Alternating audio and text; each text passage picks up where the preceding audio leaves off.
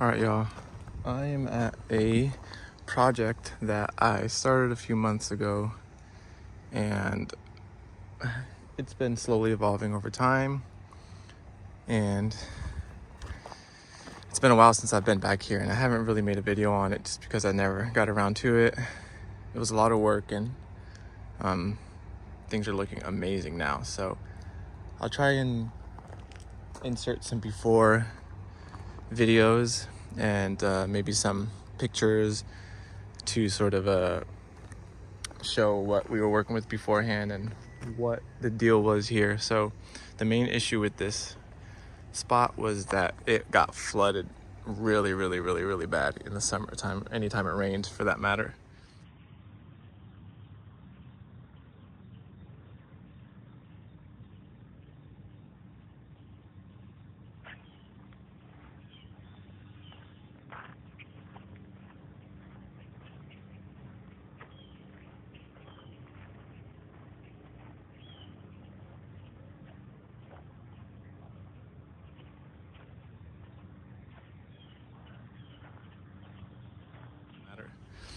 So it was a huge issue for this area back here for planting anything. So this client, Lindsay, wanted to make a pond back here, and so she got an excavator, somebody to come and dig out a little pond here, and we just sort of made a system around the pond, so to speak. So a riparian kind of area as well as a food forest at the same time. So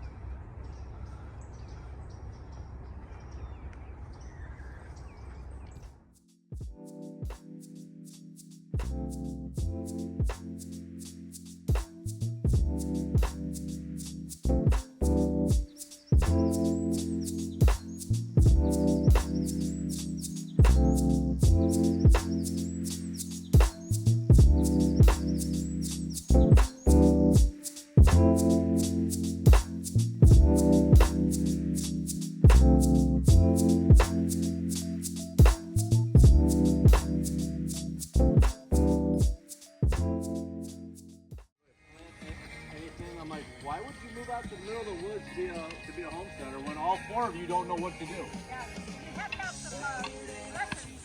They had rabbits, chickens, all that stuff, but would butcher anything.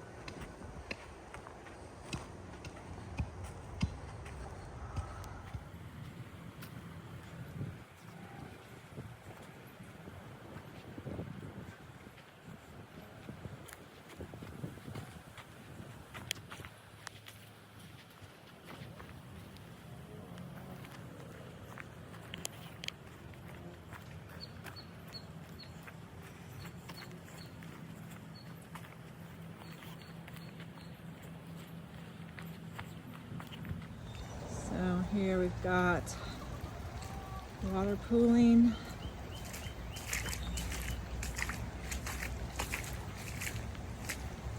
You can see it actually running down.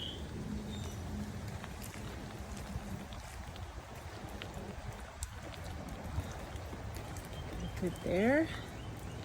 And I can actually see it running. Oh my goodness. Look at that. Got a little river as well. So the pond is filling up. Working pretty good, I would say. Got lots of sprouts and stuff coming through the hay, which is great.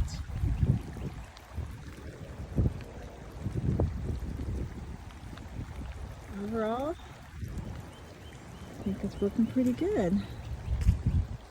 Pooling here.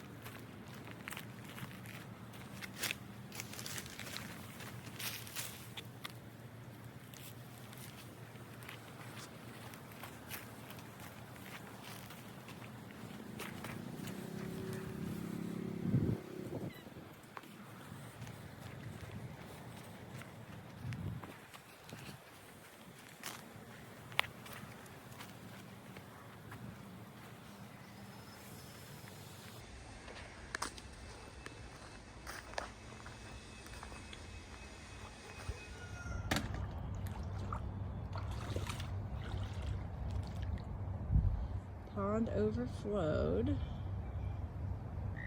In the front. In the front, yeah, not the back.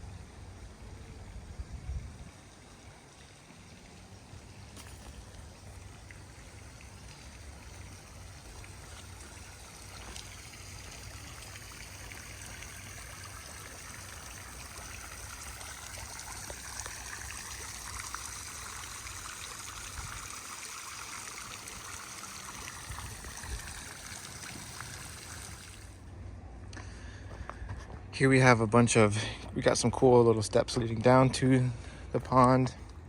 It's late December now, and there seems to be still some water in here. Some minnows, some tadpoles, looks like. So we have a lot of this native, I forget what they're called, alligator flag, or I'm not sure. But I'll see if I can put the video on there, but where's the picture? So we dug the pond out, and I lined it with mulch and compost all around, and we planted a bunch of stuff all around it. And then we also planted stuff in the sort of bank. As you can see here, tons of grasses. It looks like this is the sorghum Sudan. So what we needed to do was just vegetate this area as much as physically possible, because it was kind of a steep pond. It wasn't the best pond ever. It was pretty steep, but it worked out. And yeah, so this has been a joint effort between the client, her parents. They've helped a lot. She had some neighbors that came and helped some days. Jacob and Cameron, Justin, shout out to everybody who were involved. It was a really cool project, everyone working it together.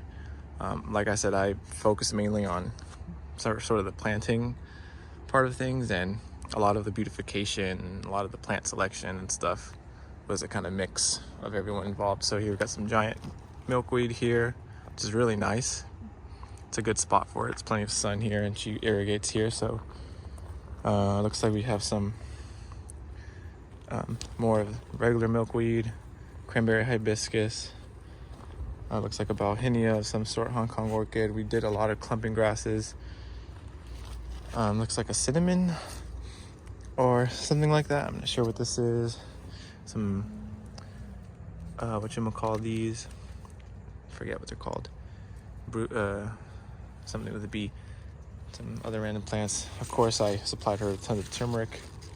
Again, we have a bunch of grasses, papayas in here as well, more grasses, a lot of castor beans for chop and drop, bananas from Mary's farm. So we got, the three usual suspects. We have dwarf Namois, tall Namois, and the Pasang Ceylon, but we also have Saba here and SH3640, which I'll show. She had a lot of random plants that we just went around this pond and planted as much as we possibly could. Some jack beans starting here, some Dracaena type of things, some of these colorful. So you can see it's a good mix of like food plants, but also colorful plants and also pollinator friendly plants. So it's a little mix of everything here. Plenty of chop and drop. It's cool. Here is a jackfruit, looks like. Beautiful jackfruit. So we stuffed this thing big time, like it is really dense here. Got some cassavas. Looks like a Australian finger lime here. Some more pineapples tucked into there. Looks like longevity spinach, jack beans. And here we're a little bit more westward, so we're a little closer to the coast. So there's a little bit less cold damage out here compared to where I live out in the estates. It looks like a male papaya. A lot of beautiful, just colorful plants as well. Here we have some napier as well, along with some more beautiful plants. Here we have a Suriname cherry that was originally here already. We kind of worked around this one. We've got some Royal Poinciana starting to pump up. The Pasang Ceylon, pigeon peas for chop and drop. Some more of these ornamental plants. Of course, more turmeric down there. We have some castor. I chopped that earlier. We have a strawberry tree, Jamaican cherry. And yeah, pattern kind of just continues. Another banana patch, and then some more. We got Turk's cap. So a lot of colors, a lot of ground covers, just a lot of density, a lot of everything. She has a super fancy little greenhouse setup in here as well. She also has an annual vegetable garden up there, which is super beautiful. Canna lilies looking really nice. All different kinds of plants, agave or aloe vera. This one, cassava, massive castor. We have this stinky fruit. I forget what it's called right now. Here we have a Bruce Canistel. I'm pretty sure this is a Canistel tree. We have some existing mangoes back here. There's a couple mangoes and a star fruit. Looks like a sugar apple as well. Not looking too happy. June plum looks like here. Pretty cool. Some more small ones there. Galangal, cranberry hibiscus, another Suriname cherry here, some moringa, of course. Looks like a loquat right over there. Yeah, some old established mangoes that she had already here, and she has a cool little chicken setup here. So a little chicken run underneath the shade. Say hi to the chickies. Cool little sit spot right here with the monarchs. You see them in the, I think those are monarchs. I'm not sure what they are, but beautiful butterflies. We have the pink variety of the Turk's cap, which is really beautiful. We have an ice cream bean here. We have Cassiolata, Senna alata, a lot of sorghum Sudan. Star fruit right here as well, putting on, just starting to ripen. We have the Saba tucked in back there, Saba banana. Big old Saba, really lovely, one of my favorite banana varieties. So yeah, one of the issues with that, this neighbor is a little higher, and they just sold the property like a few months ago, and somebody else bought it, and then they started like building even more back here, so they even like elevated it even more. So this entire area was just a disaster in terms of flooding. And so I'll show there actually it still is an issue, but they have some drainage and some pumping that is required to combat the water. Here we have a big beautiful ground cover of a type of squash. I'm not sure exactly which one it is. Could be Seminole, could be like the Siquil tropical pumpkin, Siquil squash, I'm not sure. Looks like some sort of mango here, grafted mango. Here's and you know, there's a lot of beautification aspects in here that really tie it together. I'm not really used to, I love working with clients like these because I'm kind of more of the practical, let's get the edible plants in, let's get all the chop and drop species, and that's good enough for me. But you know, there's a whole aesthetic quality, beautification aspect to things that just make the place pop that I love so much. Look at that, another. I don't know where to go. That was a butterfly. I don't know what type it is. I think those are monarchs. Could be wrong, there's a lot of lookalikes, so I'm not sure. There's so much milkweed here. Oh my goodness, there's a lot of butterflies. That's crazy. I'm assuming they're monarchs, considering there's tons of milkweed plants here. So you can see the squash starting to climb up this pine. There's some established pines here as well. A couple established windbreaks from like the neighbors. They made like these little bridges kind of as well, which is really, really neat. Super cool. Again, it's a big, beautiful splash of squash, tropical pumpkin, whatever this is. Looks like a groomy chama right over here. A lot of just random plants. Lindsay's definitely on the level of just planting in an insane amount of like density and just an insane amount of plants. Here's a groomy shama, another random banana. Beautiful. I don't even know what this is. Looks like an ornamental type of looking morning glory or like sweet potato kind of thing. A little compost pile or something like that. So yeah, a lot. Big, beautiful bermed up. You know, we really have to go hard on the berms here because of the drainage situation. So here's what I'm saying. So they have, I'll show the pump in a bit, but they have a trash pump or some pump. I don't know what the difference is, but there's some sort of pump out there that pumps water from the back of this property, because it's the very back to the very front, and that's where the, you know, easement is, and that's where the ditch for the streets are. So yeah, looking beautiful. Canada lily type of things. Sweet potatoes going crazy. Looks like elderberry right here. Tiny little banana rack up there. Some more established bananas that have been here. Inside here is the annual garden. Some papayas. Going up and then going down. Yeah. The flooding issues here were crazy. So it's not 100% gone, but it's mitigated, and it's with the pump situation, there's a solution there. Nice little, I wonder what kind of variety that is. Stepping into the sweet potato. Nice variety of banana starting to put on as well. There's a mulberry there, another mulberry there. So we got plenty of sunlight to work with, which is nice. Looks like that's east and then the west over there. So, and I'm gonna go ahead and just show. So yeah, let me just do one last little. There's so many butterflies. That's super cool. Show one last time the pond, because this is the main thing that I worked on at first. And just look at all that. It's just super cool to see the transformation here. Okay, so I'll go ahead and just show the annual garden too, because, oh, here's a guava. Looks like a monstera as well.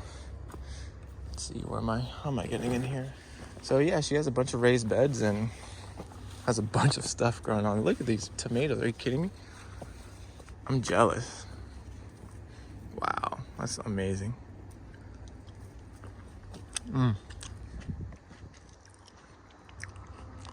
Cattle panel trellis, tomatoes, beautiful healthy zucchinis. Looks like type of mint, super nice. Brassicas, we have curly kale, cauliflower or broccoli. Kind of looks like cauliflower. Forgot what these are called. Nasturtiums. Cool little bamboo trellis. So I don't have anything to do with this part. This is all her. And it's looking beautiful. They just mowed these down. Sweet alyssum. So it is late December, so we're in our prime vegetable growing time. Eggplant right there. Looks like some bok choys. More nasturtiums. These look like broccolis. And everything is looking super beautiful. Like I said, I'm really jealous because there's not a lot of time left for me in my days to do some vegetable gardening. So a lot of my vegetable experiments don't look as good as this. I wish they did. Looks like borage as well. It's kind of cool. You can get away with some more of the northern type plants during our winter, which is cool. Looks like peas right here. Anyways, I just wanted to quickly show that. Looks like another old mango right here, and another squash. Looks like cucumbers here. Let's see, I think I saw some. Yep, they're just starting. Some chaya.